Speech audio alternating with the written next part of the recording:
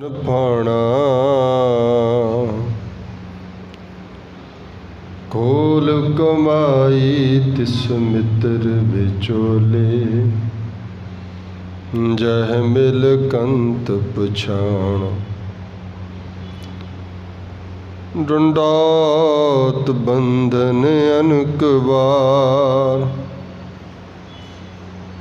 ਸਰਬ ਕਲਾ ਸਮਰੱਥ। ਡੋਲਨ ਤੇ ਰਾਖੋ ਪ੍ਰਭੂ, ਨਾਨਕ ਦੇ ਕਰ ਹੱਥ। ਸਤਨਾਮ ਸੂਹੀ ਮਹਲਾ ਚੌਥਾ। ਹਰ ਪਹਿਲੜੀ ਲਾਭ, ਪ੍ਰਵਿਰਤੀ ਕਰਮ ਦਿਰੜਾਇਆ ਬਲਰਾਮ ਜੀਓ। ਬਾਣੀ ਬ੍ਰਹਮਾ ਵੇਦ ਧਰਮ ਦਿਰੜੋ, ਪਾਪਤ ਜਾਇਆ ਬਲਰਾਮ ਜੀਓ। ਧਰਮ ਦਿੜੋ ਹਰ ਨਾਮ ਤੇ ਆਵੋ, ਸਿਮਰਤ ਨਾਮ ਦਿਰੜਾਇਆ। ਸਤਿਗੁਰ ਗੁਰਪੂਰਾ ਆਰਾਧੋ, ਸਭ ਕਿਲ ਵਿਖ ਪਾਪ ਗਵਾਇਆ। ਸਹਿਜ ਆਨੰਦ ਹੋਆ ਵਡ ਭਾਗੀ, ਮਨ ਹਰ ਹਰ ਮੀਠਾ ਲਾਇਆ। ਜਨ ਕਹਿ ਨਾਨਕ ਲਾਭ ਪਹਿਲੀ,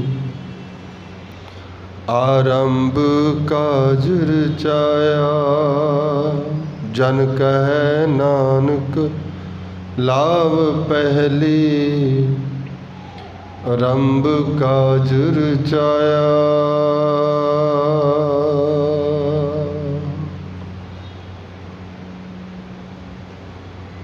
ਜੁਗੋ ਜੁਗਾ ਟਲ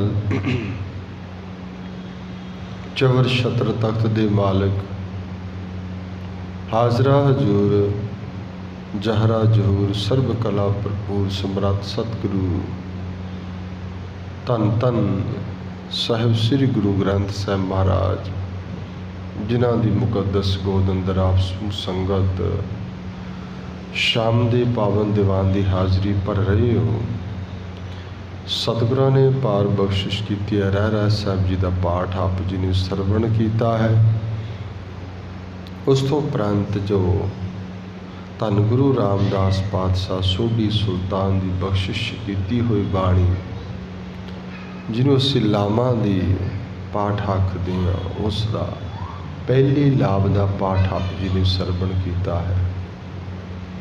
ਸੁਆਓ ਇਸੇ ਹੀ ਪਾਵਨ ਸ਼ਬਦ ਦੀ ਵਿਚਾਰ ਧੰਨ ਗੁਰੂ ਰਾਮਦਾਸ ਪਾਤਸ਼ਾਹ ਜੀ ਆਪ ਬਖਸ਼ਿਸ਼ ਕਰਕੇ, ਰਹਿਮਤ ਕਰਕੇ ਆਪ ਹੀ ਕਰਵਾ ਲੈਣ। ਸੋ ਜਿੰਨੀ ਸਾਰੀ ਸੰਗਤ ਗੁਰੂ ਦਰਬਾਰ ਵਿੱਚ ਹਾਜ਼ਰੀਨ ਹਾਜ਼ਰ ਬੈਠੇ ਹੋ, ਇਸ ਖਾਕਸਰ ਨੂੰ ਕੁਝ ਕਹਿਣ ਦੀ ਇਜਾਜ਼ਤ ਦਿਓ। ਗੁਰੂ ਫਤਿਹ ਦੀ ਸਾਂਝ ਸਾਰੇ ਆਖੋ ਜੀ। ਵਾਹਿਗੁਰੂ ਜੀ ਕਾ ਖਾਲਸਾ, ਵਾਹਿਗੁਰੂ ਜੀ ਕੀ ਫਤਿਹ। ਕੱਲ ਰੋਜ਼ ਅਸੀਂ ਵਿਚਾਰਨਾ ਕੀਤਾ ਸੀ ਕਿ ਧੰਨ ਗੁਰੂ ਰਾਮਦਾਸ ਪਾਤਸ਼ਾਹ ਜੀ ਦੇ ਇਸ ਸਾਡੇ ਗ੍ਰਸਤੀ ਜੀਵਨ ਦੇ ਵਿੱਚ ਜੋ ਧਾਰਮਿਕ ਤੌਰ 'ਤੇ ਪ੍ਰਵੇਸ਼ ਹੈ, ਉਹ ਲਾਵਾਂ ਦੇ ਰਾਹੀਂ ਹੈ। ਪਰ ਗੁਰਦਾਸ ਜੀ ਨੇ ਆਖਿਆ ਸੀ ਵੀ ਗਿਆਨਨ ਮੈਂ ਗਿਆਨ ਅਰ ਧਿਆਨਨ ਮੈਂ ਧਿਆਨ ਗੁਰ, ਸਗਲ ਧਰਮ ਮੈਂ ਗ੍ਰਸਤ ਪ੍ਰਧਾਨ ਹੈ। ਸਾਰੇ ਧਰਮਾਂ ਦੇ ਵਿੱਚੋਂ ਗ੍ਰਸਤ ਨੂੰ ਪ੍ਰਧਾਨ ਮੰਨਿਆ ਹੈ। ਇੱਥੇ ਜਿਵੇਂ ਆਮ ਕਰਕੇ 4 ਆਸ਼ਰਮ ਹੈ, ਬ੍ਰਹਮਚਾਰਜ ਹੈ, ਗ੍ਰਸਤ ਮਾਰਗ ਹੈ, ਗ੍ਰਸਤ ਆਸ਼ਰਮ ਹੈ, ਅਤੇ ਬਨਵਾਸ ਇਹਨੂੰ ਵੀ ਆਸ਼ਰਮ ਕਹਿੰਦੇ ਨੇ। ਫਿਰ ਸੰਨਿਆਸ ਹੈ, ਉਹਨੂੰ ਵੀ ਆਸ਼ਰਮ ਕਹਿੰਦੇ। 4 ਵਰਣ ਨੇ, 4 ਆਸ਼ਰਮ ਨੇ। ਪਰ ਆਸ਼ਰਮ ਜਿਹੜਾ ਹੈ, ਇਹ ਸਮਾਂ 25 ਤੋਂ ਪਹਿਲਾਂ ਜਿਹੜਾ ਇਹਨੂੰ ਬ੍ਰਹਮਚਾਰਜ ਅਵਸਥਾ ਕਹਿੰਦੇ ਨੇ। 25 ਤੋਂ 50 ਤੱਕ ਵਿਵਾਹ ਦੀ ਅਵਸਥਾ ਹੈ, 50 ਤੋਂ 75 ਦੀ ਹੈ ਬਨਵਾਸ ਦੀ ਹੈ, ਬਨਾਂ ਵਿੱਚ ਰਹਿਣਾ, ਜੰਗਲਾਂ ਵਿੱਚ ਰਹਿਣਾ। ਫਿਰ 75 ਤੋਂ ਬਾਅਦ ਜਿਹੜੀ ਉਮਰ ਬਿਲਕੁਲ ਸੰਨਿਆਸੀ ਹੋ ਜਾਣਾ। ਪਰ ਗੁਰੂ ਬਾਬਾ ਜੀ ਨੇ ਸਾਨੂੰ ਨਾ ਸੰਨਿਆਸੀ ਹੋਣ ਲਈ, ਨਾ ਸਾਨੂੰ ਕੋਈ ਬ੍ਰਹਮਚਾਰੀ ਹੋਣ ਲਈ, ਨਾ ਕੋਈ, ਸਾਨੂੰ ਗ੍ਰਸਥ ਜੀਵਨ ਦਾ ਵਡਿਆਇਆ। ਸੋ ਕੱਲ੍ਹ ਜ਼ਿਕਰ ਕਰੇ ਸੀ ਵੀ ਸਾਰਿਆਂ ਦੇ ਵਿੱਚੋਂ, ਨਦੀਆਂ ਦੇ ਪਾਣੀਆਂ ਦੇ ਵਿੱਚੋਂ ਜਾਂ ਸਮੁੰਦਰ ਤਲਾਵਾਂ, ਸਾਰਿਆਂ ਦੀ ਜਦੋਂ ਗੱਲ ਕਰਦੇ ਉਹਨਾਂ 'ਚੋਂ ਸਮੁੰਦਰ ਵੱਡਾ ਹੈ। ਇਸੇ ਤਰ੍ਹਾਂ ਜੇ ਪਰਬਤਾਂ ਪਹਾੜਾਂ ਦੇ ਵਿੱਚੋਂ ਸੁਮੇਰ ਵੱਡੋ ਹੈ, ਦਰਖਤਾਂ ਦੇ ਵਿੱਚੋਂ ਚੰਦਨ ਨੂੰ ਵਡਿਆਇਆ ਹੈ, ਧਾਤਾਂ ਦੇ ਵਿੱਚੋਂ ਸੋਨੇ ਨੂੰ ਵਡਿਆਇਆ ਹੈ। ਇਸੇ ਤਰ੍ਹਾਂ ਪੰਛੀਆਂ ਵਿੱਚੋਂ ਹੰਸ ਹੈ, ਮ੍ਰਿਗ ਦੇ ਵਿੱਚੋਂ ਸਾਰਦੂਲ ਜਿਹਨੂੰ ਸ਼ੇਰ ਕਹਿੰਦੇ ਹਾਂ ਉਹਨੂੰ ਵਡਿਆਇਆ ਹੈ। ਫਿਰ ਰਾਗਾਂ ਦੇ ਵਿੱਚੋਂ ਸ੍ਰੀ ਰਾਗ ਹੈ, ਗਿਆਨਾਂ ਦੇ ਵਿੱਚੋਂ ਗਿਆਨ, ਧਿਆਨ ਦੇ ਵਿੱਚੋਂ ਧਿਆਨ, ਗੁਰੂ ਦਾ ਗਿਆਨ ਅਤੇ ਗੁਰੂ ਦਾ ਧਿਆਨ ਹੈ।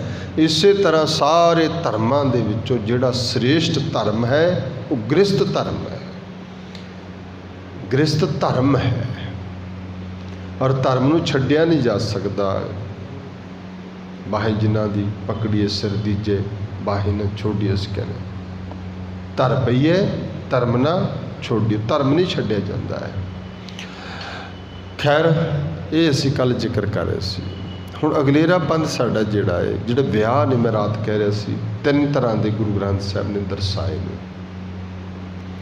ਅਸੀਂ ਤਾਂ ਅਕਸਰ ਜ਼ਿੰਦਗੀ ਦੇ ਵਿੱਚ ਵਿਆਹ ਦੀ ਗੱਲ ਕਰਦੇ ਹਾਂ, ਵਿਆਹ, ਪਰ ਵਿਆਹ ਗੁਰੂ ਗ੍ਰੰਥ ਸਾਹਿਬ 'ਚ 3 ਤਰ੍ਹਾਂ ਨਾਲ ਆਉਂਦਾ ਹੈ। ਇੱਕ ਤਾਂ ਆਉਂਦਾ ਹੈ ਜਿਹੜਾ ਅਸੀਂ ਵਿਆਹ ਦੀ ਗੱਲ ਕਰਦੇ ਹਾਂ, ਜਿੱਥੇ ਇੱਕ ਮਾਦਾ ਦਾ ਜਾਂ ਪੁਰਸ਼ ਅਤੇ ਇਸਤਰੀ ਦਾ ਵਿਆਹ ਹੁੰਦਾ ਹੈ, ਉਹਨੂੰ ਵਿਆਹ ਅਸੀਂ ਮੰਨਦੇ ਹਾਂ। ਤਾਂ ਉਹਦੇ ਲਈ ਬਾਣੀ ਦੇ ਵਿੱਚ ਇੱਕ ਇਸ ਤਰ੍ਹਾਂ ਕਿਹਾ ਹੈ ਵੀ ਧਨ ਫਿਰ ਇਹ ਨਾ ਆਖੀਏ ਬਹਿਨ ਇਕੱਠੇ ਹੋ। ਜਦੋਂ ਇੱਕ ਇਸਤਰੀ ਪੁਰਸ਼ ਇਕੱਠੇ ਹੋ ਗਏ ਉਹ ਵਿਆਹ ਨਹੀਂ ਹੈਗਾ। ਉਵੇਂ ਨਹੀਂ, ਇਸ ਤਰ੍ਹਾਂ ਇਕੱਠੇ ਹੋਣਾ ਨੂੰ ਵਿਆਹ ਨਹੀਂ ਕਿਹਾ। ਉਹ ਕਹਿੰਦੇ ਧਨ ਫਿਰ ਇਹ ਨਾ ਆਖੀਏ, ਉਹ ਧਨ ਫਿਰ ਪਤੀ ਪਤਨੀ ਉਹਨਾਂ ਨੂੰ ਨਹੀਂ ਕਹਿਣਾ ਜਿਹੜੇ ਇਕੱਠੇ ਹੋ ਕੇ ਬਹਿ ਜਾਣ। ਉਹ ਤਾਂ ਕੋਈ ਵੀ ਬੈਠ ਸਕਦਾ, ਪਤੀ ਪਤਨੀ ਥੋੜ੍ਹੀ ਹੋਵੇ। ਧਨ ਫਿਰ ਇਹ ਨਾ ਆਖੀਏ, ਪਤੀ ਪਤਨੀ ਉਹਨਾਂ ਨੂੰ ਨਹੀਂ ਕਹਿਣਾ ਜੋ ਇਕੱਠੇ ਹੋਏ। ਬਹਿਨ ਇਕੱਠੇ ਹੋਏ, ਸਗੋਂ ਮਹਾਰਾਜ ਕਹਿੰਦੇ ਏਕ ਜੋਤ ਦੋਏ ਮੂਰਤੀ। ਇੱਕ ਜੋਤ ਦੋ ਮੂਰਤ। ਸਰੀਰ ਭਾਵੇਂ ਦੋ ਨੇ ਪਰ ਜਿਹੜੀਆਂ ਮੂਰਤਾਂ ਨੇ ਉਹ ਦੋ ਨੇ ਅਤੇ ਜੋਤ ਇੱਕ ਹੋਣੀ ਚਾਹੀਦੀ। ਇਹ ਸਾਡੇ ਸਮਾਜਿਕ ਜੀਵਨ ਦਾ ਵਿਆਹ ਹੈ। ਇਹਨੂੰ ਵੱਖਰੇ ਵੱਖਰੇ ਰੂਪ ਅਸੀਂ ਪਹਿਲਾਂ ਬਿਆਨ ਕੀਤਾ ਵੀ ਕੋਈ ਲਾਵਾਂ ਕਰਦਾ ਹੈ, ਕੋਈ ਨਿਕਾਹ ਕਰਦਾ ਹੈ, ਕੋਈ ਫੇਰੇ ਕਰਦਾ ਹੈ, ਕਈ ਰੂਪ ਦੇ ਵਿੱਚ ਹੈ। ਪਰ ਜੇ ਤੁਸੀਂ ਦੇਖੋਗੇ ਸਮਾਜਿਕ ਵਿਆਹ ਦੇ ਵਿੱਚ ਜਿਹੜਾ ਅਸੀਂ ਕਹਿ ਦਿੰਦੇ ਹਾਂ ਵਿਆਹ ਹੈ ਨਾ, ਜਿਵੇਂ ਪੰਜਾਬੀ ਦੀ ਕਹਾਵਤ ਹੈ ਵੀ ਜੋੜੀਆਂ ਜੱਗ ਵਿੱਚ ਥੋੜ੍ਹੀਆਂ। ਜੱਗ ਦੇ ਵਿੱਚ ਜੋੜੀਆਂ ਦਾ ਮਿਲਾਪ ਜਿਹੜਾ ਹੈ ਉਹ ਥੋੜ੍ਹਾ ਹੈ, ਨਹੀਂ ਤਾਂ ਨੜ ਦੀ ਤਰ੍ਹਾਂ ਇੱਕ ਦੂਜੇ ਨਾਲ ਜ਼ਬਰਦਸਤੀ ਜੋੜ ਕੇ ਬਿਠਾ ਕੇ ਬੰਨ੍ਹਦੇ ਉਹ ਬਥੇਰੇ ਨੇ। ਉਹਦਾ ਭਾਵ ਕੀ ਹੈ, ਜੇ ਜ਼ਿੰਦਗੀ 'ਚ ਆਪਸੀ ਨਹੀਂ ਬਣੇਗੀ, ਸਾਰੀ ਜ਼ਿੰਦਗੀ ਐਜ਼ ਏ ਨਰਕ ਦੀ ਤਰ੍ਹਾਂ ਹੋ ਜਾਂਦੀ। ਇਹਨੂੰ ਸਮਝਣਾ, ਗੁਰੂ ਬਾਬਾ ਜੀ ਕਹਿੰਦੇ ਏਕ ਜੋਤ, ਜਿਹੜੀ ਅੰਦਰ ਦੀ ਅੰਡਰਸਟੈਂਡਿੰਗ ਹੈ ਨਾ ਪਤੀ ਪਤਨੀ ਦੀ, ਉਹ ਇੱਕੋ ਸਾਰ ਦੀ ਹੋਣੀ ਚਾਹੀਦੀ ਹੈ। ਇੱਕ ਜੋਤ ਐਵੇਂ ਵੀ ਹੈ। ਤੁਸੀਂ ਵੇਖੋਗੇ ਜਿਹੜਾ ਗ੍ਰਸਥ ਜੀਵਨ ਦੇ ਵਿੱਚ ਹੈ, ਜਿਹੜਾ ਸਭ ਤੋਂ ਵੱਧ ਬੰਦੇ ਨੂੰ ਲਿਫਟ ਕੇ ਹੀ ਚੱਲਣਾ ਪੈਂਦਾ। 50% ਆਪਦੇ ਆਪ ਨੂੰ ਝੁਕਾ ਕੇ ਹੀ ਚੱਲਣਾ ਪੈਂਦਾ। ਚਲੋ ਕੋਈ ਗੱਲ ਨਹੀਂ, ਕੁਛ ਹੋ ਗਿਆ, ਝਗੜਾ ਹੋ ਗਿਆ, ਫਿਰ ਥੋੜ੍ਹਾ ਜਿਹਾ ਨਿੰਮ ਜਾਓ, ਫਿਰ ਉਹੀ ਉਸੇ ਤਰ੍ਹਾਂ ਗੱਡੀ ਫੇਰ ਲਾਈਨ 'ਤੇ ਚੱਲ ਪੈਂਦੀ ਹੈ। ਇਹਦੇ ਵਿੱਚ ਐਵੇਂ ਨਹੀਂ ਹੋਏਗਾ ਵੀ 100% ਆਕੜ ਕੇ ਹੀ ਰਹਿਣਾ ਪਏਗਾ, ਨਹੀਂ, ਕਲੇਸ਼ ਹੋਏਗਾ। ਕਿਤੇ ਨਾ ਕਿਤੇ ਆਪਣੇ ਆਪ ਨੂੰ ਜਿਹੜਾ ਹੈ ਤੁਹਾਨੂੰ ਨਿਮਣਾ ਪਏਗਾ। ਨਾਲ ਦੇ ਜੀਵਨ ਸਾਥੀ ਨਾਲ ਉਹਦਾ ਸਹਿਚਾਰ ਚਾਹੀਦਾ ਹੈ। ਤਾਂ ਗੁਰੂ ਮਹਾਰਾਜ ਕਹਿੰਦੇ ਉਹ ਜਿਹੜਾ ਹੈ ਤੁਹਾਡੀ ਸੁਰਤ ਕਰਕੇ, ਭਾਵ ਤੁਹਾਡੀ ਬੁੱਧੀ ਕਰਕੇ, ਤੁਹਾਡੀ ਨੌਲੇਜ ਕਰਕੇ ਇੱਕ ਹੋਣਾ। ਅਗਰ ਇੱਕ ਸਟੈਪ ਇੱਕ ਅੱਗੇ ਜਾ ਰਿਹਾ, ਇੱਕ ਪਿੱਛੇ ਜਾ ਰਿਹਾ, ਤਾਂ ਥੋੜ੍ਹਾ ਜਿਹਾ ਇੱਕ ਜਿਹੜਾ ਅੱਗੇ ਜਾ ਰਿਹਾ ਉਹ ਸਲੋਅ ਹੋ ਜਾਏ, ਜਿਹੜਾ ਪਿੱਛੇ ਆ ਰਿਹਾ ਉਹ ਥੋੜ੍ਹਾ ਅੱਗੇ ਹੋ ਜਾਏ, ਤੇ ਬਰਾਬਰ ਹੋ ਜਾਣਗੇ। ਜਾਂ ਫਿਰ ਵਿਚਾਰ ਕਰਕੇ, ਜਾਂ ਫਿਰ ਕਿਸੇ ਥਾਟ ਕਰਕੇ, ਜਾਂ ਫਿਰ ਕਿਸੇ ਮਨੌਤ ਕਰਕੇ, ਜਾਂ ਫਿਰ ਕਹਿ ਲਓ ਕਿਸੇ ਖਾਸ ਗੱਲ ਕਰਕੇ। ਇਹੀ ਹੁੰਦਾ ਨਾ, ਨਹੀਂ ਜੋ ਮੈਂ ਕਿਹਾ ਦੈਟਸ ਆਲ ਹੈ। ਇੱਥੇ ਤਾਂ ਰੌਲਾ ਪੈਂਦਾ ਹੈ।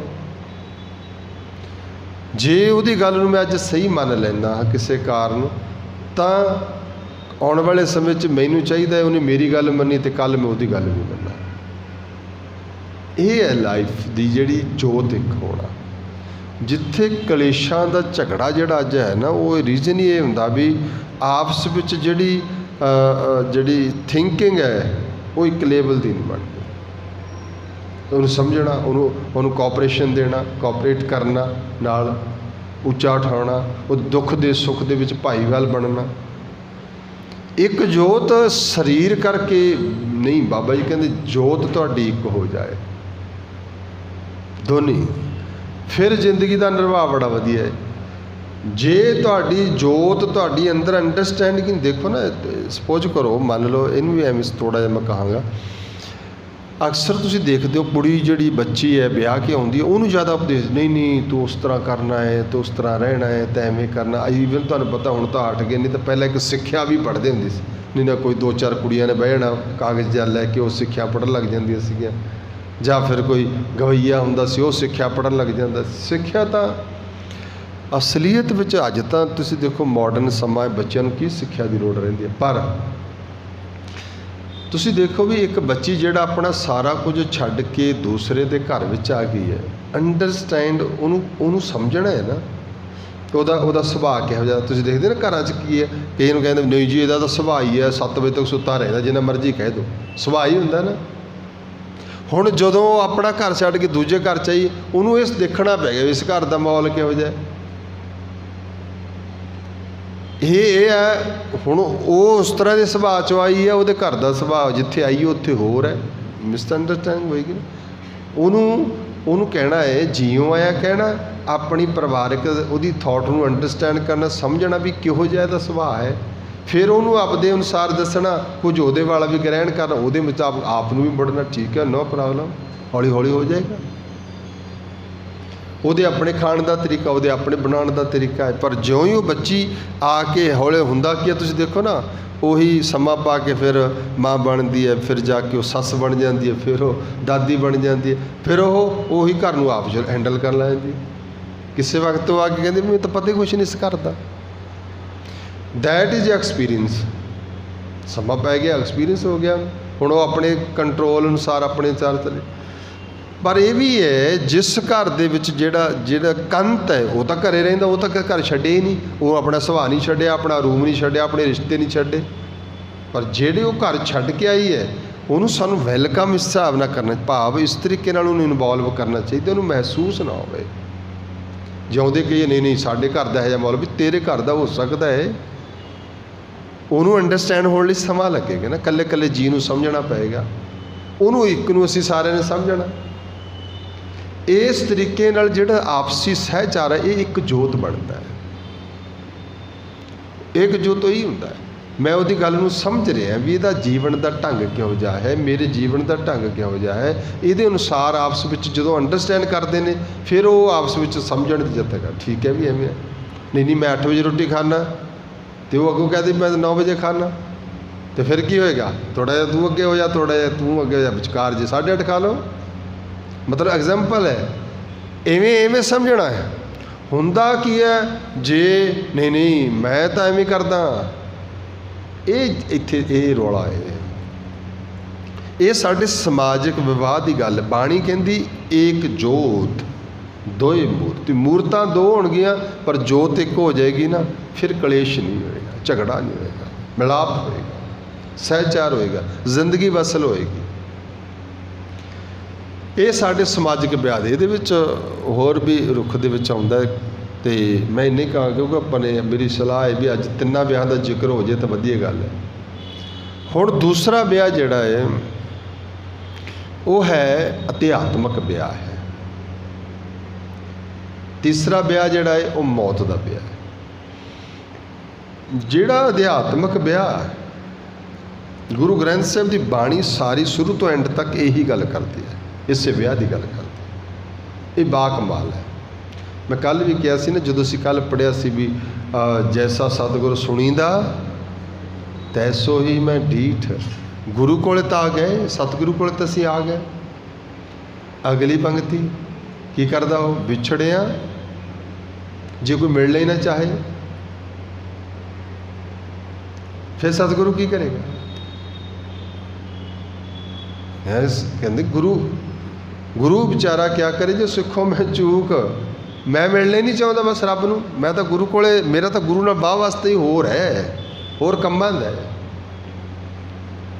विचोले का मतलब की हुंदा? उस घर नाल सहचार पैदा करना जिस घर दे विच उस जीव आत्मा ने जाना। ये विचोले का काम है। जिथे उस बच्ची ने जाना है, जिथे इस जीव आत्मा ने जाना है, उस निरंकार नाल जिहड़ा संबंध क्रिएट करना है, रिलेशनशिप बिल्ड करनी है, वो गुरु ग्रंथ साहब करनगे, वो गुरु करेगा। वो बनाउण वास्ते असीं कहने महाराज सच्चे पातशाह असीं विछड़े हुए हैं, सानू मिला मिला। विछड़िया मेला प्रभु, विछड़िया होया नूं मेलदा कौन? प्रभु मेलदा है। प्रभु साडे तो दूर, असीं दूर, सानू प्रभु नूं मिलाण वास्ते गुरु बुलाउंदा है। हर दरगाह का बसीठ, उस दरगाह का असीं रात जिक्र किया भी वो विचोला है। उस दरगाह का की है? वो वकील है। वो वकील बन के साडा दोनों का आपसी डिस्कशन करता है। ये रोल अदा करता है गुरु। हुण जदों असीं मिलना चाहांगे, गुरु सच्चे पातशाह किरपा करो, कर किरपा मिलो, बाणी का प्रकरण उसे च रहना। मिला सानू, असीं विछड़े हुए हैं। मेल ले हो दयाल तह पे द्वारे आ, तेरी शरण विच आए सानू मिला लै। मिला मिलन की तड़फ जिहड़ी है वो परमेश्वर तक ले जाती है। ये जग की जिग्यासा कहते हैं। खैर तो गुरु महाराज कहते मिलाप जिहड़ा है गुरु कोले आया मिलता है, तो गुरु उस मिलाप नूं मिलाउंदा है। विआह हुंदा है जिथे जीव आत्मा का परमात्मा नाल मिलाप हुंदा है। बाणी दे विच बड़े रुख, पर एक मैं उदाहरण कहांगा।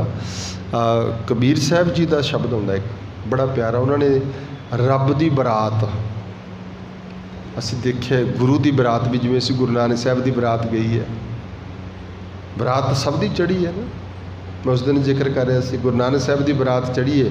तुहानूं पता होवे, हिस्टरी थोड़ी जी पढ़ो, तो समा नहीं सीगा कि गुरु नानक पातशाह की बरात दे विच सब गए सी। बड़े बड़े खुंडियां वाले, बड़े बड़े जटा जूट, वो भी गए सी।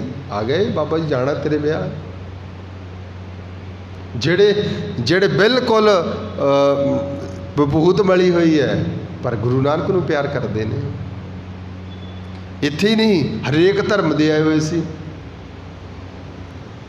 उसे घर दे विच जिन्हों डूम कह के कहा जाता सी, डूम है, डूम नूं तां बैठण दा अधिकार नहीं है, ये तो सूदर है, पर ये वो भी नाल ने सब। हिस्टरी ये गल कहती है भी जदों जे ते तुसीं किते रामायण पढ़ी होवे, तुलसीदास उहदा जिक्र किया भी जदों रामचंद्र जी का ब्याह होया सी ना, तो उन्होंने भी इस तरह ब्याह दे विच सी, पर उन्होंने 4 पार्ट दे विच लंगर छकाया सीगा भी जिहड़े सूदर ने वो एक पासे बहणगे, दूजे एक पासे, दूजे इस तरह बनाया सी। पर गुरु नानक बादशाह का ब्याह साहब महाराज कहते बटाले तरते नहीं, इत्थे तो सारे एक च ही बैठणगे। चेंज है, आई तो हैरानगी सी, कमाल है। एक तो यह है भी वेदी की इन्होंने लावा नहीं लिया, दूसरा ये नवा काम ही करते लंगर भी सारे इकट्ठे खाओ जो बनाएगा। इतना भी विच सारे सूदर ने, विच होर ने, विच ही सब फिरते ने, जोगी तपी सब। कैसा माहौल हो गया? वो बरात है ना। गुरु गोबिंद सिंह की बरात का भी जिक्र आता, गुरु हरगोबिंद पातशाह मारे। खैर अपने को समा नहीं, मैं जिक्र कर रहा सी भी हर एक चीज़ दे विच गुरु गुरमत प्रो के ही दिंदा है, परोस के दिंदा है। वो सानू भी अंडरस्टैंड करना पैना। विआह दे विच भी बड़ी गुरमत पई है, जे समझना हो। अज तक मैनू नहीं कोई इस तरह परिवार पिछे जे तुहानूं इत्थे ही संगत दे विच आउंदे सीगे, उन्हां दे परिवार दे विच ही वो घर दे विच अखंड पाठ सी। मैं उन्हां दे गया, उन्हां दी मैनूं बड़ा वधिया लग्या। वो बच्चे उन्हां दे इन्ने वधिया लगे। वो बच्चे कहंदे भी भाई साहब भी कल भोग तो बाद जिवें हुंदा, ते एक दिन कहंदे भी सानूं शाम नूं थोड़ा टाइम दिओ। ਮੇਰੀ ਡਿਊਟੀ 'ਚ 8 ਤੋਂ 10 ਵਜੇ ਉੱਠ ਖੜ੍ਹੇ। ਕਹਿੰਦੇ ਜੀ ਸਾਨੂੰ ਸਮਝਾਓ ਵੀ ਲਾਵਾਂ ਦੇ ਵਿੱਚ ਕੀ ਕਰਨਾ ਹੁੰਦਾ ਹੈ, ਕਿਹੜੀ ਚੀਜ਼ ਦਾ ਧਿਆਨ ਰੱਖਣਾ ਬੱਚਿਆਂ ਦੀ। ਉਹ ਸਾਰਾ ਪਰਿਵਾਰ ਥੱਲੇ ਬੈਠ ਗਿਆ। ਮੈਨੂੰ ਕਹਿੰਦੇ ਤੁਸੀਂ ਉੱਪਰ ਬੈਠ ਕੇ। ਮੈਂ ਕਿਹਾ ਮੈਂ ਬਿਲਕੁਲ ਥੱਲੇ ਬੈਠਾ। ਨਹੀਂ ਤੁਸੀਂ ਸਮਝਾਓ। ਉਹ ਬੱਚੇ ਨੂੰ ਮੈਂ ਹੈਰਾਨ ਰਹਿ ਗਿਆ। ਉਸ ਬੱਚਿਆਂ ਨੇ ਇੰਨੇ ਵਧੀਆ ਤਰੀਕੇ ਨਾਲ ਸਾਰੇ ਬੱਚਿਆਂ ਨੇ ਸੁਣਿਆ। ਫਿਰ ਉਹਨਾਂ ਨੇ ਵੀ ਕਿਵੇਂ ਸਾਨੂੰ ਜ਼ਿੰਦਗੀ ਅੱਗੇ ਜਿਹੜਾ ਹੈ ਜੀਵਨ ਸਾਥੀ ਬਾਰੇ ਮੈਂ ਕੀ ਕਰਾਂ, ਕਿਵੇਂ ਸਮਝਾਂ, ਕਿਹੋ ਜਿਹੀਆਂ ਗੱਲਾਂ ਦਾ ਧਿਆਨ ਰੱਖਾਂ, ਕਿਹੜੀਆਂ ਗੁਰਮਤਿ ਅਨੁਸਾਰ ਹੋਣ। ਬਹੁਤ ਘੱਟ ਮਿਲਦਾ, ਨਹੀਂ ਤਾਂ ਭੰਗੜੇ ਪਾਉਣ ਦਾ ਟਾਈਮ ਹੀ ਨਹੀਂ ਮਿਲਦਾ। ਵੈਸੇ ਟਾਈਮ ਹੀ ਨਹੀਂ ਹੁੰਦਾ। ਜਿਹਨਾਂ ਦਿਨਾਂ ਦੇ ਵਿੱਚ ਪਾਠ ਰਖਾ ਲਓ, ਪਾਠ ਸੁਣਨ ਦਾ ਟਾਈਮ ਨਹੀਂ ਹੁੰਦਾ। ਖੈਰ ਉਹ ਮੈਂ ਜਿਹੜੀ ਬੇਨਤੀ ਕਰਨ ਲੱਗਾ ਸੀ ਵੀ ਬਰਾਤ ਆਉਂਦੀ, ਗੁਰੂ ਦੀ ਵੀ ਬਰਾਤ ਆਈ ਹੈ, ਸਭ ਦੀ ਬਰਾਤ ਚੜ੍ਹਦੀ। ਜਿਹੜੇ ਜਿਨ੍ਹਾਂ ਦੇ ਵਿਆਹ ਹੁੰਦੇ ਨੇ ਬਰਾਤ ਜਾਂਦੀ ਹੈ। ਰੱਬ ਦੀ ਵੀ ਬਰਾਤ ਆਉਂਦੀ ਹੈ। ਕਬੀਰ ਸਾਹਿਬ ਨੇ ਜ਼ਿਕਰ ਕੀਤਾ ਬਾਣੀ 'ਚ, ਉਹ ਰੱਬ ਵਾਹਿਗੁਰੂ ਪਰਮਾਤਮਾ ਬਰਾਤ ਲੈ ਕੇ ਆਉਂਦਾ ਹੈ, ਵਿਆਹ ਕੇ ਲੈ ਕੇ ਜਾਂਦਾ। ਮੈਂ ਤੁਹਾਨੂੰ ਦੱਸਿਆ ਸੀ ਨਾ ਵੀ ਮੌਤ ਵੀ ਆਉਂਦੀ ਹੈ ਵਿਆਹੁਣ ਵਾਸਤੇ। ਅਸੀਂ ਕਈ ਵਾਰੀ ਕਹਿੰਦੇ ਹਾਂ ਨਾ, ਜਦੋਂ ਅਸੀਂ ਅਗਲੇ ਸਮੇਂ 'ਚ ਜ਼ਿਕਰ ਕਰਨਾ ਮੌਤ ਵਾਲੇ 'ਚ, ਬਈ ਸਾਹਿਬਜ਼ਾਦੇ ਮੌਤ ਨੂੰ ਵਿਆਹੁਣ ਚਲੇ। ਉਲਟ ਹੈ, ਇਹਦਾ ਮੈਂ ਜ਼ਿਕਰ ਉਹ 'ਚ ਕਰਾਂਗਾ। ਵਿਆਹੁਣ ਦੇ ਜਿਹੜੀ ਵਿਆਹ ਹੈ ਉਹ ਕਈ ਰੂਪ ਦੇ ਵਿੱਚ ਹੈ। ਹੁਣ ਰੱਬ ਦੇ ਵਿਆਹ ਦੀ ਗੱਲ ਕਰਦੇ, ਕਬੀਰ ਸਾਹਿਬ ਕਹਿੰਦੇ ਤਨ ਰੈਣੀ ਮਨ ਪੁਨਰਪ ਕਰਹੁ ਪੰਚੋ ਤਤ ਬਰਾਤੀ ਰਾਮ ਰਾਏ ਸੋ ਭਾਵਰ ਲਹਿਓ ਆਤਮ ਤੇ ਰੰਗ ਰਾਤੀ। ਕਹਿੰਦੇ ਤਨ ਰੈਣੀ। ਮੈਂ ਤੁਸੀਂ ਸਿਆਣੇ ਬੈਠੇ ਕਿ ਬਜ਼ੁਰਗ, ਮੈਂ ਤਾਂ ਨਹੀਂ ਦੇਖਿਆ, ਕਿਉਂਕਿ ਜਿਵੇਂ ਜਦੋਂ ਅਸੀਂ ਰੀਡ ਕਰਦੇ ਕਿਸੇ ਚੀਜ਼ ਨੂੰ ਪੜ੍ਹਦੇ ਹਾਂ ਵਿਦਵਾਨਾਂ ਦੇ ਲਿਖਿਆ ਹੁੰਦਾ ਉੱਥੇ, ਅੱਗੇ ਜਦੋਂ ਬੱਚੀਆਂ ਦੇ ਵਿਆਹ ਹੁੰਦੇ ਸੀ ਨਾ, ਜਿਹੜਾ ਬੱਚੀ ਦਾ ਵਿਆਹ ਵਾਲਾ ਜੋੜਾ ਹੁੰਦਾ ਸੀਗਾ ਉਹ ਮੌਕੇ 'ਤੇ ਕੁਝ ਦਿਨ ਪਹਿਲਾਂ ਰੰਗਾਇਆ ਜਾਂਦਾ ਸੀ। ਉਹ ਸੂਹੇ ਰੰਗ ਦੇ ਵਿੱਚ, ਮੱਟੀ ਦੇ ਵਿੱਚ ਲਾਲ ਸੂਹੇ ਰੰਗ ਦਾ ਰੰਗਾ ਕੇ ਫਿਰ ਉਹ ਦਿੱਤਾ ਜਾਂਦਾ ਸੀ। ਉਸ ਤਰ੍ਹਾਂ ਬੱਚੀਆਂ ਪਾਉਂਦੀਆਂ ਸੀ। ਅਤੇ ਉਦੋਂ ਇਹ ਵਿਆਹ ਪਾਇਆ ਜਾਂਦਾ ਸੀ, ਸੂਹੇ ਰੰਗ ਦਾ ਚੋਲਾ ਪਾਉਣਾ ਬੱਚੀ ਤੋਂ। ਹੁਣ ਕਬੀਰ ਸਾਹਿਬ ਕਹਿੰਦੇ ਨੇ, ਦੇਖੋ ਤਨ ਰੈਣੀ, ਰੈਣੀ ਦਾ ਮਤਲਬ ਰੈਣ ਨਹੀਂ, ਅਸਲ ਵਿੱਚ ਗੁਰੂ ਗ੍ਰੰਥ ਸਾਹਿਬ 'ਚ ਰੈਣ ਆਇਆ, ਰੈਣ ਨਹੀਂ ਇੱਥੇ। ਇਹਦਾ ਮਤਲਬ ਮੱਟੀ। ਮੈਂ ਤਨ ਨੂੰ ਹੀ ਮੱਟੀ ਬਣਾ ਲਿਆ। ਤਨ ਰੈਣੀ ਮਨ ਪੁਨਰਪ ਕਰਹੁ। ਪੁਨਰਪ, ਮੈਂ ਆਪਣੇ ਮਨ ਨੂੰ ਇਸ ਮੱਟੀ 'ਚ ਪਾਉਣਾ ਹੈ, ਇਹਦੇ 'ਚ ਬਾਹਰ ਨਹੀਂ ਭੜਕਣ ਦੇਣਾ। ਇਹਦੇ ਵਿੱਚ ਰੰਗ ਚੜ੍ਹਨਾ ਇਹਨੂੰ। ਹੁਣ ਰਹਿੰਦਾ ਤਾਂ ਮਨ ਇਹਦੇ 'ਚ ਹੀ ਆ ਨਾ, ਇਸ ਮੱਟੀ 'ਚ ਹੀ ਰਹਿੰਦਾ। ਉਦੋਂ ਵੀ ਰਹਿੰਦਾ ਤਨ ਰੈਣੀ ਮਨ ਪੁਨਰਪ ਕਰਹੁ ਪੰਚੋ ਤਤ ਬਰਾਤੀ। ਬਰਾਤੀ ਕੌਣ ਆਉਂਦੇ ਨੇ? ਵਿਆਹ ਵਾਲੇ ਬਰਾਤੀ ਜਿਹੜੇ ਆਉਂਦੇ ਨੇ। ਇੱਥੇ 5 ਤੱਤ ਆਏ ਨੇ ਬਰਾਤ। ਕਿਹੜੇ ਨੇ? ਸੱਤ, ਸੰਤੋਖ, ਦਇਆ, ਧਰਮ। ਇਹ 5 ਤੱਤ ਬਰਾਤੀ ਆਉਂਦੇ ਨੇ। ਜਿੱਥੇ ਜਿਹਦਾ ਵਿਆਹ ਹੋਏਗਾ ਨਾ, ਉਹਦੇ 'ਚ ਗੁਣ ਪਹਿਲਾਂ ਆਉਣਗੇ। ਜਿਹਦਾ ਵਿਆਹ ਪਰਮੇਸ਼ਰ, ਸੱਤ ਉਹਦੇ 'ਚ ਹੋਏਗਾ, ਸੰਤੋਖ ਹੋਏਗਾ, ਦਇਆ ਹੋਏਗਾ, ਉਹਦੇ 'ਚ ਧਰਮ ਹੋਏਗਾ, ਪ੍ਰੇਮ ਹੋਏਗਾ। ਇਹ ਪਹਿਲਾਂ ਗੱਲਾਂ ਆਉਣਗੀਆਂ, ਫਿਰ ਵਿਆਹ ਹੋਏਗਾ। ਜੇ ਬਰਾਤੀ ਨਹੀਂ ਹੈਗੇ ਤਾਂ ਵਿਆਹ ਕਿਵੇਂ ਹੋ ਜਾਏਗਾ? ਤਨ ਨੂੰ ਬਣਾ ਲਿਆ ਮੱਟੀ, ਇਹਦੇ ਵਿੱਚ ਮਨ ਰੱਖਣਾ ਹੈ, ਮਨ ਇਹਦੇ 'ਚ ਹੀ ਰਹਿੰਦਾ ਹੈ। ਇੱਕ ਮੈਂ ਹੋਰ ਜ਼ਿਕਰ ਕਰਾਂ ਨਾਲ ਹੀ, ਤੁਸੀਂ ਸ਼ਬਦ ਕਈ ਵਾਰੀ ਪੜ੍ਹਦੇ ਹੋ ਨਾ, ਇਹ ਤਨ ਮਾਇਆ ਪਾਹਿਆ ਪਿਆਰੇ ਲੀਤੜਾ ਲੱਭ ਰੰਗਾਏ। ਉੱਥੇ ਵੀ ਸੇਮ ਸ਼ਬਦ ਦਾ ਅਰਥ ਹੈ। ਇਹ ਤਨ ਮਾਇਆ ਪਾਹਿਆ ਪਿਆਰ, ਪਰ ਇੱਥੇ ਤੱਕ ਇਸ ਮੱਟੀ 'ਚ ਕੀ ਹੈ? ਉੱਥੇ ਜ਼ਿਕਰ ਕੀਤਾ ਨਾ, ਇਹ ਤਨ ਮਾਇਆ, ਇਹਨੂੰ ਤਾਂ ਮਾਇਆ ਦੀ ਪੋਹ ਚੜੀ ਪਈ ਹੈ। ਚੜਾਉਣੀ ਕਾਹਦੀ ਸੀਗੀ? ਉਹ ਮਹਾਰਾਜ ਕਹਿੰਦੇ ਉਹ ਰੰਗ ਚੜ੍ਹਨਾ ਚਾਹੀਦਾ ਸੀ, ਪਰ ਹੋਇਆ ਕੀ? ਇਹਦੇ 'ਚ ਤਾਂ ਮਾਇਆ ਦਾ ਰੰਗ ਚੜ੍ਹਿਆ ਹੋਇਆ, ਮਾਇਆ ਦਾ। ਇਹ ਤਨ ਮਾਇਆ ਪਾਹਿਆ ਪਿਆਰੇ ਲੀਤੜਾ ਰੱਬ ਰੰਗਾਏ। ਲੋਭ ਨਾਲ ਰੰਗਿਆ ਪਿਆ ਅੰਦਰ ਮੇਰਾ। ਇਹ ਸਰੀਰ ਰੂਪੀ, ਮਨ ਰੂਪੀ ਅੰਦਰ ਆਤਮਾ ਵਿਕਾਰਾਂ ਨਾਲ ਲੱਦੀ ਪਈ ਆ। ਇੱਕ ਹੋਰ ਜ਼ਿਕਰ ਕਰਾਂ, ਇਹਦੇ 'ਚ ਆਉਣਾ ਸ਼ਬਦ। ਬਾਬਾ ਜੀ ਕਹਿੰਦੇ ਇਹ ਤਨ ਮਾਇਆ ਪਾਹਿਆ ਪਿਆਰੇ ਲੀਤੜਾ ਲੱਭ ਰੰਗਾਏ ਮੇਰੇ ਕੰਤ ਨਾ ਭਾਵੇ ਚੋਲੜਾ ਪਿਆਰੇ। ਕਿਉਂ? ਧਨ ਸੇਜੇ ਜਾਏ। ਸੇਜ ਤੇ ਬਾਅਦ ਵਿੱਚ ਜਾਏਗੀ, ਵਿਆਹ ਬਾਅਦ ਵਿੱਚ ਹੋਏਗਾ, ਚੋਲਾ ਪਹਿਲਾਂ ਪਾਉਣਾ ਪਏਗਾ। ਧਿਆਨ ਦਿਓ, ਬੜੀ ਵਧੀਆ ਗੱਲ ਲਿਖੀ ਹੈ। ਇਹ ਚੋਲਾ ਪਹਿਲਾਂ ਦੇਖੋ ਨਾ, ਜਿਸ ਬੱਚੇ ਦਾ ਵਿਆਹ ਹੁੰਦਾ ਉਹਨੂੰ ਪਹਿਲਾਂ ਹੀ ਪਾਇਆ ਜਾਂਦਾ ਨਾ, ਜਿਹੜਾ लहंगा वगैरह जो भी पाया जाता ਉਹਦੇ उस वक्त की ਵਿਆਹ वाली ਜਿਹੜੀ ड्रैस है पहले ही पाई ਜਾਂਦੀ है ਤਾਂ ही पता लगता ना सारिया बीबियों 'ਚ ਵੱਖਰੀ ਬੱਚੀ ਹੁੰਦੀ है। बाबा जी कहते परमेश्वर तो बाद च आएगा, पहला देखता सही तेरे चोला पाया वो, तेरे तन का मन का चोला तो लभ लोभ च रंगिया पिया, विकारां च रंगिया पिया। इन तो सूहा नाम का रंग चढ़िया ही नहीं, लाल रंग तिसको लगा। ਇਹਦੇ ਵਿੱਚ ਤਾਂ ਉਹ रंग आया ही नहीं, सगों विकारां का रंग चढ़िया होया है। ए तन माया पाया प्यारे, लीतड़ा लब रंगाए, मेरे कंत न पावे झोलड़ा प्यारे। ਉਹਨੂੰ नहीं चंगा लगता है मेरे कंत नूं। गुरु नानक पातशाह कहते चोला चंगा ही नहीं लगता।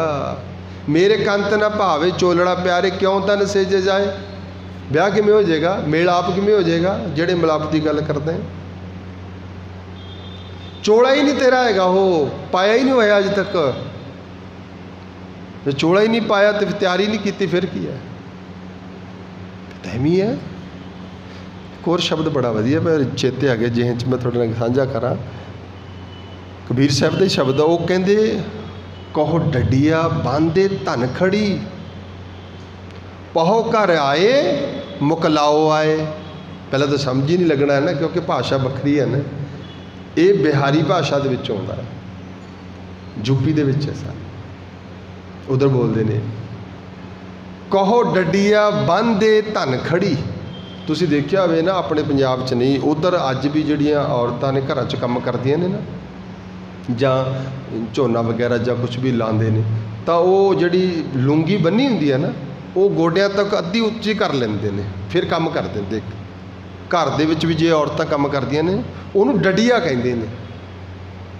डडिया अद्धी लुंगी भाव कम वाली कपड़े पाए होने, इंज कह लो सौखा है, समझ आ जाएगा। कहो वा डडिया बांधे धन खड़ी, जिन्हों ब्याहण वास्ते आना है वो तो अजे कम कारजी च पई है, वो तो दुनियादारी च लगी हुई है, वो तो विकारां विच ही लगी है। महाराज कहते पहो घरे आए, पहो मतलब प्राहुणे, प्राहुणे तो घरे आ गए ने, कादे वास्ते मुकलाओ आए, वो तो मुकलावा लैण वास्ते घरे आ गए।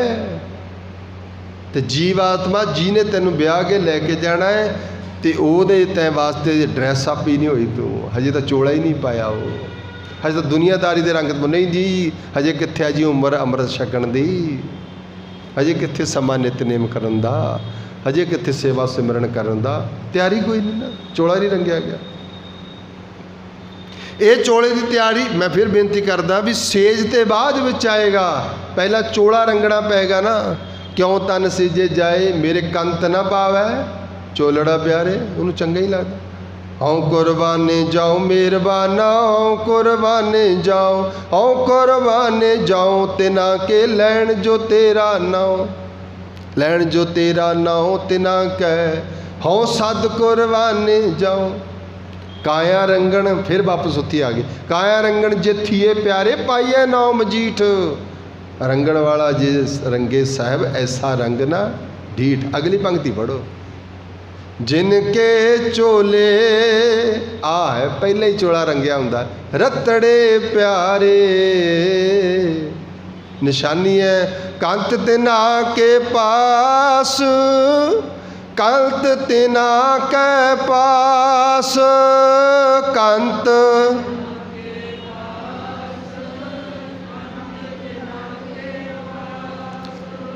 कंत तिना के पास, कंत तिना के पास, कंत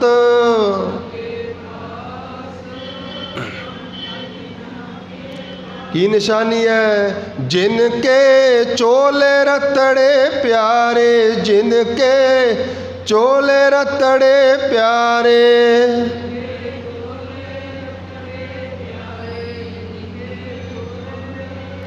कंत तिना के पास, कंत तिना के पास, कंत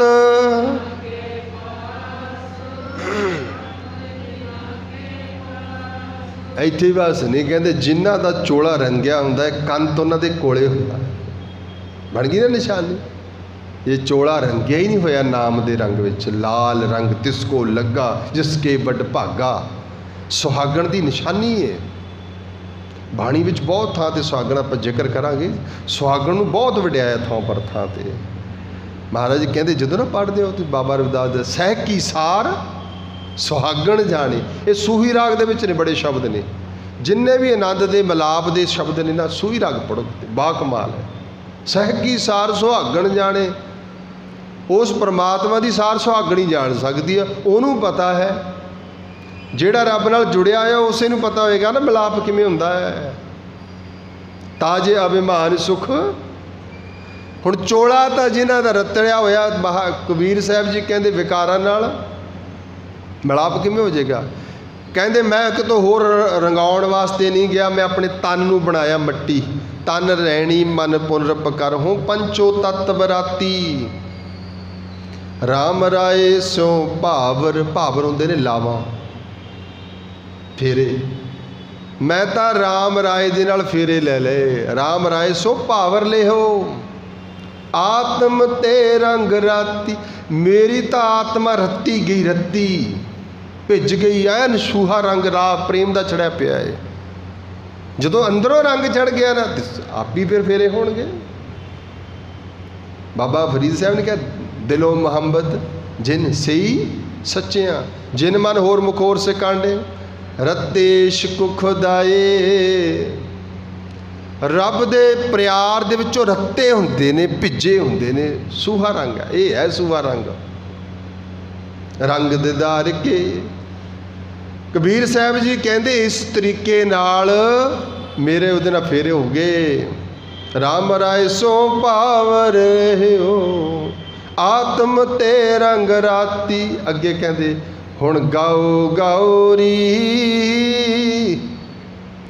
दुल्हनी मंगल चारा। बहुत थाई ते मैं अज विचार रहा सी, बहुत थाई ते गुरु साहब जी ने आम सहेलियां लिखिया, आवो मिलो सहेलियो सच्चड़ा नाम पढ़िया सी ना, आवो भैने गल मिले। बड़ी जगह तो सहेलियां शब्द वरत्या, पर ध्यान दिओ इत्थे सहेलियां नहीं वरत्या, इत्थे की वरत्या गाओ गौरी दुल्हनी। दुल्हनी वो जिन्हां दे दुल्हे हुंदे ने, इत्थे उन्हां नूं कबीर साहब कहंदे ने जिहड़े रब नाल जुड़े हुए ने। आओ मिल के गाओ गौरी दुल्हनी मंगल चारा। मंगल चार खुशी दे गीत गाओ, क्यों मेरे ग्रह आए राजा राम पतारा, मेरे घरे अज परमेश्वर आ गया, मेरा उहदे नाल मिलाप हो गया। गाओ गौरी दुल्हनी मंगल चारा, गाओ गौरी दुल्हनी मंगल चारा। गाओ दुल्हनी गाओ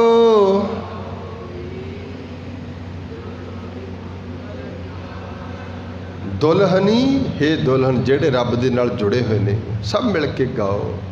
दुल्हनी मंगल चारा गाओ, खुशी दे गीत गाओ, आनंद दे गीत गाओ। मन चाओ पिया प्रभ आगम सुनिया, हर मंगल गाओ सखी गृह मंदिर बनिया। अज मेरे परमात्मा नाल फेरे हो गए ने, सारे मिल के गाओ। ते बाबा कबीर साहब तुसीं फेरे कित्थे लए ने? वेदी वाली होनी है ना, अग वाली होनी है, चारे पासों गड्ड की जिहड़ा बनाया हुंदा ना जिथे फेरे हुंदे हुंदे ने। कबीर साहब कहंदे हाँ नाभ कमल में बेदी रचिले। आ नाभ नाभि ये इत्थे मैं माफ़ी चाहां, इहदे अर्थ मैनूं करने पैणे ने, मेरी अवस्था कोई नहीं भी जिहड़ी गलत कह रहा मैं हुण, तुहाडे च किसी दी किरपा होएगी समझ लेगा। ये नाभि की गल करते, नाभ कमल में बेदी रचिले। नाभ कमल नूं मैं बेदी बनाया, इस दे आले दाले ब्रह्म ज्ञान उचारा। इत्थे ब्रह्म के ज्ञान के मंत्र उचरे जाते ने, वाहिगुरु वाहिगुरु वाहिगुरु। आ परमेश्वर दे नाल मेरा नित दा बेदी गाना ये ने। जे माला दे फिरन की गल हो रही है, माला घूमदी है ना इस तरह। कबीर साहब कहते मेरी जुबान ही माला है, कबीर मेरी सिमरनी बार बार एक एक मणका ऐ बार बोल वाहिगुरू वाहिगुरू, एक जिमें मणका डिगदा है। ਇੱਥੇ ਕਹਿੰਦੇ ਮੇਰੀ ਨਾਭੀ ਦੇ ਵਿੱਚ ਜਿੱਥੇ ਸਵਾਸ ਨਿਕਲਦੇ ਨੇ, ਜਿੱਥੋਂ ਸ਼ਬਦ ਨਿਕਲਦੇ ਨੇ, ਉੱਥੋਂ ਉਸ ਨਾਭੀ ਦੇ ਵਿੱਚ ਹੀ ਬੇਦੀ ਬਣਾਇਆ ਮੈਂ। ਇਹਦੇ ਆਲੇ ਦੁਆਲੇ ਮੇਰੇ ਸ਼ਬਦ ਦੀ ਪਰਿਕਰਮਾ ਹੁੰਦੀ ਹੈ। ਦੇਖੋ ਇਹ ਅਵਸਥਾ ਦਾ ਜ਼ਿਕਰ ਹੈ ਇੱਥੇ। ਨਾਭ ਕਮਲ ਮੇਂ ਬੇਦੀ ਰਚਲੇ ब्रह्म ज्ञान उचारा, राम राय सो दूल्हो पायो, अस बड़ भाग हमारा। मैं तो राम राय नूं दूल्हा पाया। दूल्हो अपना खसम परमेश्वर पति, दूल्हा दूल्हा कहते हैं ना ब्याहले मुंडे नूं, वर। लास्ट पंक्ति में कमाल की गल कर गई, सुर नर मुन जन मंगल आए। अगे कहते ये सुर नर मुन जन ये सब आए सी, कोट 33 रोजाना करोड़ा ही देवी देवते जिन्हें जगह सब आए ने। आए नाल बरात का जिक्र करते पहला वो पहला इस करके कहते पंचो तत्त बराती, उन्होंने तो बिना तो तेरा चोला रंगिए ही नहीं जाना ना। फिर कहो कबीर मोहे ब्याहे चले हैं, लै गए मैनू ब्याह के। एक पुरख भगवाना, एक पुरख भगवान है। बाणी ने क्या है, एक कोई परमेश्वर है संसार के जग दे विच, एक पुरख है। होर सगली नार सभाई, बाकी सब जीव भैन भाई सब इन्हों नार क्या है। आत्मा ने सारियां जोतां ने, निरंकार एक ही है परमेश्वर पुरख है। ताही गुरु नानक साहब ने करता पुरख लिखिया उन्होंने, बाकी जीव आत्मा ने सारियां। तो बाबा जी कहते कहो कबीर मोहे ब्याहे चले हैं, मैनू ब्याह के लै गए। आ है ब्याह अंतरात्मे का। मैं क्या सी धार्मिक ब्याह जिहड़ा आ लावां ने कराउणा है, जिहड़ा पहली लाम दे विच सहज आनंद हुआ बड़ भागी, मन हर हर मीठा लाया, जन कहे नानक लाभ पहली आरंभ काज। ये सहज आनंद बनना है। ये चार लावां दे विच बार बार गल आएगी, किहड़ियां लावां साडी आत्मा ने परमात्मा वाल तां ही जुड़नगियां, लावां होणगियां, अवस्था बनेगी। तां कबीर साहब जी कहंदे ये जदों उस परमेश्वर ने आ मेरे अंदर पंज तत्त जिहड़े ने ना आ गए, सत संतोख दया धर्म, ये आ गए, मेरा मन रूपी चोला रंगिया गया। तो फिर मेरा ब्याह होया। तो पहला रंगना पेगा चोले नूं, ते जिन्हां दे चोले रंगे गए कंत उन्हां दे कोले है, तो जिन्हां दा कंत कोले है फिर उन्हां दा ब्याह हुआ मेरे बाबुला, ब्याह हुआ मेरे बाबुला ब्याह।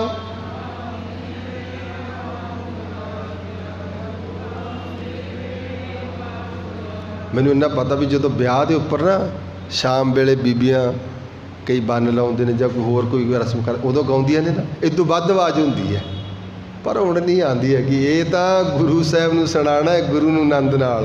पढ़ो ब्याह हुआ मेरे बाबुला, ब्याह हुआ मेरे बाबुला ब्याह।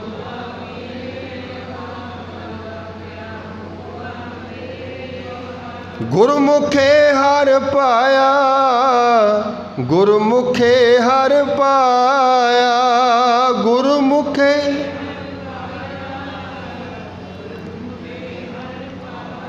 गुरमुखे ਇਹਦਾ मतलब है गुरमुख दे ला लाई हुई है। गुरु वाल मेरा मुख हो गया, गुरु दे द्वारे हर पाया, गुरु दे द्वारा, गुरु दे अनुसार मेरा ब्याह तो हो गया, पर होया किहदे द्वारा? गुरु दे। गुरमुखे हर पाया, गुरु दे द्वारे हर। बाबा जी कहते इस तरीके दे नाल जिहड़ा साडा अंदर स्पिरिचुअल मैरिज है, अंदरली अध्यात्मिक मैरिज है, वो एवें है। ये लावां उस मैरिज की गल करदियां ने। साडा संबंध तो यही होया सी भी दगड़ दगड़, माफ़ी चाहांगा मैं, दगड़ दगड़ करते आओ, लावां लो ते जाओ।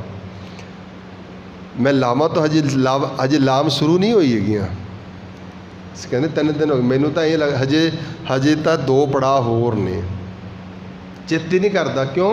क्योंकि लाम वाली अवस्था ही बहुत बड़ी है। जिद्दे लावां हो गई ना, ਉਹਦੇ ਗੁੱਸਾ ਆਉਣਾ ਬੰਦ ਹੋ ਜਾਏਗਾ। ਜਿੱਦੇ ਲਾਵਾਂ ਹੋ ਗਈਆਂ ਉਹਦੇ ਕ੍ਰੋਧ ਆਉਣਾ ਬੰਦ ਹੋ ਜਾਏਗਾ। ਲੋਭ ਨਹੀਂ ਜਾਗੇਗਾ, ਕਿਸੇ ਨਾਲ ਈਰਖਾ ਨਹੀਂ ਕਰਾਂਗੇ। ਲਾਵਾਂ ਦੀ ਨਿਸ਼ਾਨੀ ਹੈ, ਵਿਆਹੀਆਂ ਹੋਈਆਂ ਦੀ ਨਿਸ਼ਾਨੀ ਹੈ, ਸੁਹਾਗਣਾ ਦੀ ਰਾਣੀ, ਸੁਹਾਗਣਾ ਦੀ। ਇਹ ਅਨੜੀਏ ਮਾਂਡੜਾ ਗਾਏ ਕਰੇ, ਕਾਹਦੇ ਤੇ ਮਾਣ ਹੈ? ਸੌ ਨੇੜੇ ਧਨ ਕਮਲੀਏ ਬਾਹਰ ਕਿਆ ਢੂੰਡੇ, ਰੱਬ ਦਾ ਨੇੜੇ ਸੀ, ਪਰਮੇਸ਼ਰ ਤਾਂ ਨੇੜੇ ਸੀ। ਇਹ ਹੈ ਜਿਨ੍ਹਾਂ ਨੂੰ ਅਸੀਂ ਕਿਹਾ ਨਾ ਬਾਣੀ ਦੇ ਵਿੱਚ ਜ਼ਿਕਰ ਕਰਦੇ ਹਾਂ ਭਗਤਾਂ ਦਾ, ਜਿਹੜੀਆਂ ਰੰਗ ਰਤੜੀਆਂ ਰੂਹਾਂ ਨੇ ਉਹਨਾਂ ਦੇ ਤਾਂ ਉਸ ਪਰਮਾਤਮਾ ਨਾਲ ਵਿਆਹ ਹੋ ਗਿਆ, ਇੱਕ ਸੁਰ ਹੋ ਗਏ, ਇੱਕ ਰੂਪ ਹੋ ਗਏ ਨੇ। ਤਾਂ ਜਿਹੜੀ ਮੈਂ ਕੱਲ ਬੇਨਤੀ ਕਰ ਰਿਹਾ ਸੀ, ਜੈਸਾ ਸਤਿਗੁਰ ਸੁਣੀਦਾ ਤੈਸੋ ਹੀ ਮੈਂ ਡੀਠ, ਵਿਛੜਿਆ ਮੇਲਾ ਪ੍ਰਭੂ ਹਰ ਦਰਗਾਹ ਕਾ। ਕਿਵੇਂ ਮਿਲਾਉਂਦਾ ਹੈ? ਹਰ ਨਾਮੋ ਮੰਤਰ ਦ੍ਰਿੜਾਏਂਦਾ। ਆਹ ਗੁਰੂ ਦਾ ਕੰਮ, ਐਵੇਂ ਵਿਆਹ ਹੋਣਾ ਹੈ। ਹਰ ਮੰਤਰ ਦੜਾਉਂਦਾ ਹੈ। ਇਹਦੇ ਨਾਲ ਕੀ ਕਰਦੇ ਫਿਰ? ਕੱਟੈ ਹਉਮੈ ਰੋਗ, ਤੇਰੇ ਅੰਦਰੋਂ ਹਉਮੈ ਦਾ ਹੀ ਰੋਗ ਕੱਟਣਾ ਹੈ। ਹਉਮੈ ਹੀ ਤਾਂ ਹੈ ਜਿਹੜੀ ਰੱਬ ਤੋਂ ਦੂਰ ਕਰੀ ਬੈਠੀ। ਹਉਮੈ ਨਾਵੇ ਨਾਲ ਵਿਰੋਧ ਹੈ, ਦੋਏ ਨਾ ਵਸੇ ਇੱਕ ਠਾਏ। ਹਉਮੈ ਨਾਵੇ ਨਾਲ ਵਿਰੋਧ ਹੈ। ਕੱਟੇ ਹਉਮੈ ਰੋਗ, ਜਦੋਂ ਰੋਗ ਕੱਟਿਆ ਗਿਆ, ਨਾਨਕ ਸਤਿਗੁਰ ਤੇ ਨਾ ਮਿਲਾਇਆ। ਜਿਨ੍ਹਾਂ ਦਾ ਰੋਗ ਕੱਟਿਆ ਗਿਆ ਉਹਨਾਂ ਨੂੰ ਮਿਲਾ ਦਿੱਤਾ ਸਤਿਗੁਰੂ ਨੇ। ਜਿਨ੍ਹਾਂ ਧੁਰੇ ਪਿਆ ਸੰਜੋ, ਇਹ ਹੈ ਮਿਲਾਪ, ਐਵੇਂ ਜੋੜਦਾ ਹੈ ਗੁਰੂ ਮਹਾਰਾਜ। ਕਹਿੰਦੇ ਭਾਈ ਇਸ ਕਰਕੇ ਉਸ ਪਰਮਾਤਮਾ ਨਾਲ ਆਤਮਾ ਦਾ ਮਿਲਾਪ ਦੀ ਇਹ ਮੈਰਿਜ ਜਿਹੜੀ ਹੈ, ਵਿਆਹ ਜਿਹੜਾ ਹੈ, ਇਹ ਕਬੀਰ ਸਾਹਿਬ ਨੇ ਬਿਆਨ ਕੀਤਾ। ਇਹਦੇ ਤੇ ਥੋੜ੍ਹੇ ਜਿਹੇ ਹੋਰ ਵੀ ਗੱਲ ਕਰਾਂਗੇ, ਅਤੇ ਕੱਲ੍ਹ ਨੂੰ ਨਾਲ ਜਿਹੜਾ ਮੌਤ ਦਾ ਵਿਆਹ ਹੈ ਉਹਦਾ ਵੀ ਜ਼ਿਕਰ ਕਰਾਂਗੇ, ਕਿਉਂਕਿ 3 ਵਿਆਹ ਗੁਰੂ ਗ੍ਰੰਥ ਸਾਹਿਬ 'ਚ ਨੇ। 2 ਦਾ ਅਸੀਂ ਕੱਲ੍ਹ ਫਿਰ ਦੁਬਾਰਾ ਕਰਾਂਗੇ। ਸਤਿਗੁਰ ਰਹਿਮਤ ਕਰਨ ਇਹ ਆਲਮੀ ਬਾਗਾਂ ਤੋਂ ਸਾਨੂੰ ਵੀ ਚੰਗੇਰੀ ਸਿੱਖਿਆ ਮਿਲੇ, ਸਾਡਾ ਵੀ ਜੀਵਨ